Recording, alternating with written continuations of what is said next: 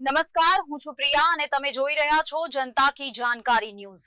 નજર કરીએ આજના સમાચાર ઉપર। કેન્દ્રીય પ્રત્યક્ષ વેરા બોર્ડ CBDT નવી દિલ્હીના સભ્ય મોના સિંઘે આજરોજ પાટણ જિલ્લાની મુલાકાત લઈ વિશ્વવિખ્યાત ઐતિહાસિક ધરોહર રાણીની વાવનું નિરીક્ષણ કર્યું હતું। પાટણના સાંસ્કૃતિક અને ઐતિહાસિક વારસાને નજીકથી નિહાળી તેમણે વાવની અદ્વિતીય કારીગરી અને ભવ્ય સ્થાપત્યને બિરદાવ્યું હતું।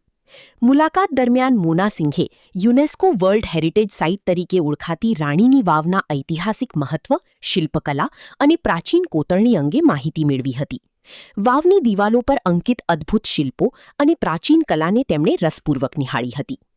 સાંજના સમયે રાણીની વાવ ખાતે આયોજિત વિશેષ લાઇટ એન્ડ સાઉન્ડ શો પણ તેમણે માણ્યો હતો।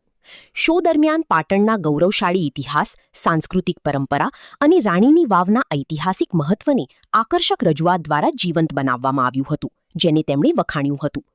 પ્રવાસ દરમિયાન સંબંધિત અધિકારીઓએ તેમને સ્થળ અંગે જરૂરી માહિતી આપી હતી।